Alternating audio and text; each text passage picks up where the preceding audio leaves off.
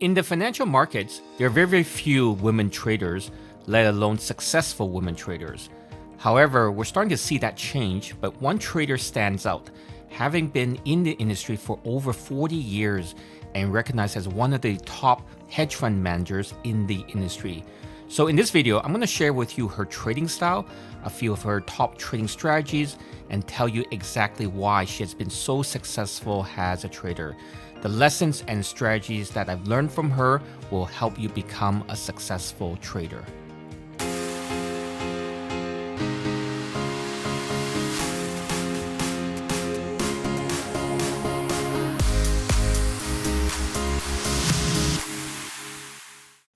Hey traders, this is Mike Sir here. I've been an active trader for over 21 years and a trader coach for the past 15 years. In my videos, I profile all the top traders in the world and teach you how to replicate their incredible success. Now, I've been fortunate to train many successful traders, and in this video, I'm going to talk about a successful trader who I learned technical trading from many years ago. Her name is Linda Bradford Raschke. Now, Linda has been a full-time professional trader since 1981 and focuses mainly on trading commodities and US index futures, specifically the S&P 500. She would later start a hedge fund called LBR Asset Management, which would go on to be ranked 17th out of 4,500 for the best 5-year performance by Barclays Hedge. In 2015, she retired from managing money with only one losing year in her 40-year career. Now, the biggest thing that I learned from Linda is consistency. Now, she doesn't have the huge returns or the highest profit returns in the industry, but there's a reason why she has managed to stay in the industry for so long.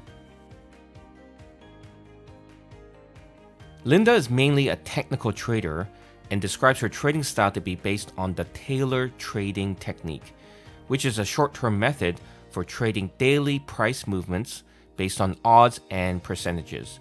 Now, one example of this technique is where she bases her trades on the previous day's highs and day's lows.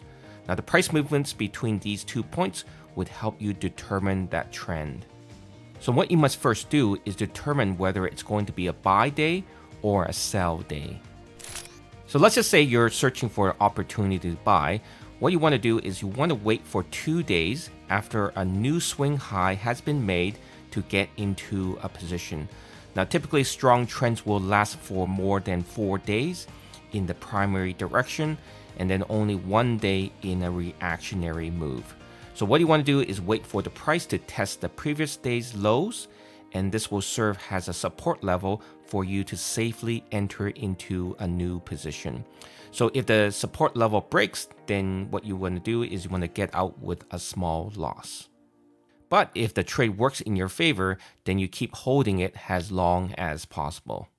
Now, even though making steady returns is the goal, 3 to 4 really big trades could make your entire months of profits for you. Now, for Linda, 90% of her trading is based on looking at a previous day's lows and a previous day's highs on a daily chart to buy or sell. Linda has identified several daily reliable indicators that indicate a trend is about to start. So they are: find the narrowest range in the last 7 days. So if the daily price range is very narrow, meaning there is no big price fluctuations in the last 7 trading days, then it means that something will happen very soon. So it's a saying, it's the calm before the storm. Another reliable indicator is called the wedge pattern. Now, I mentioned this chart pattern before. It's basically a pattern where once the price breaks out of this pattern, then we could see a big price reversal. The last example I want to share with you is the breakaway gap. Now, this is a candlestick pattern where the price suddenly breaks away from a high price consolidation area and keeps going in the direction that it gapped towards. If you watch my BNF video, he looks for trading conditions when it's in his favor to hold positions longer than a day. Now, this is the same thing for Linda. She believes in holding futures contracts overnight, but under certain conditions. So she states that if you have a profit in your contract coming into the end of the day, she mentions that the odds are in your favor to make even bigger profits. So what it might do is it might gap down against you once or two times, but the odds are usually 70% in your favor. Now, the reason under these certain conditions that she likes to hold the positions overnight is because she hates the feeling that if the market is super strong in the morning and gapped up, and she has to basically wait until the euphoria settles down, and which is typically in the first 40 minutes of trading before she can get back into any new positions. So for her, if she has a position and the market gaps up in her favor, then she'll slowly unload her positions on strength, as the market will typically pull back after this initial surge. Now let me explain to you how Linda sees swing trading setups in the financial markets. Now typically there are a number of different players and time frames in these markets. You have your institutions, you have your commodity pools, and you have your funds, and essentially all the big money guys. Now on the other side, you have the small retail traders who are just scalping the markets back and forth for pennies on the dollar. Because of the activities of these two different market players, a 2 to 3 day swing trading pattern sets up, and this is how it works. So the big players, the commercials, they know the fundamentals which their analysts have priced into the market. Now they have a really long-term game plan and have really deep pockets. So these guys are eventually right and can afford to sit and buy into one decline after another. So maybe 3 months later, the thing will turn around and they will start selling out.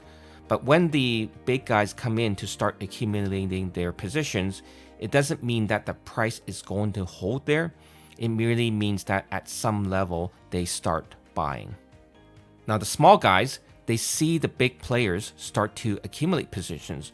So they know exactly what's going on, where the big boys are. So what they do is they start coming in and start to buy a little bit and in essence, support the market. Now all of a sudden the price is holding. Now because the price is holding, all the people who had shorted earlier are going to have to buy it back. Then the price starts to go up. Now then the price trickles up.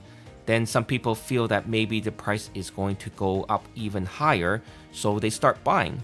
So just about now, traders looking at charts notice that it's all going up, and then all suddenly everyone is chasing it. And sure enough, everybody has already bought in at this point. So what happens next when there's nobody left to buy? Well, the stock price stops going up. Now it doesn't fall down immediately, but the price stops going up. So when traders sense that the loss of acceleration, when the order flow starts to slow down, those that bought in the morning when nobody wanted to buy start taking their profits. So what that ends up doing is it puts a little selling pressure on the market, and the guys who see weakness in the market, they come in and they start shorting it. And basically, this cycle keeps repeating itself every single day. Now, there are always people buying the market and people selling it. So there's a constant supply and demand.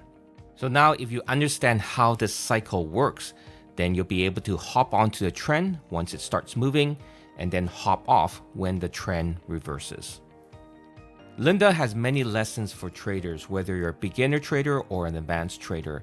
So what I've done is I've selected 3 important risk management rules that all traders must follow. Now the first lesson is do not average down. So Linda says never ever average a loss, sell out if you think that you're wrong, and then buy back when you believe that you are right. The second lesson is do not hold on to a loser. So Linda says do not carry a losing position overnight. You exit it and then you play for a better position the following day. And then the last lesson is do not buy all at once. Scale in and scale out of trades. Put yourself in a win-win position. Take some money off the board and take some partial profits. That way you can't lose. So if it goes against you, at least you locked in some profit. Now, if it goes in your direction, you still have bullets to play with. If you like this video and want me to profile more of Linda's trading strategies, please like this video and comment below. Also, please click on the left for more top trader videos and the right for top trader playlists. I'll see you in the next video.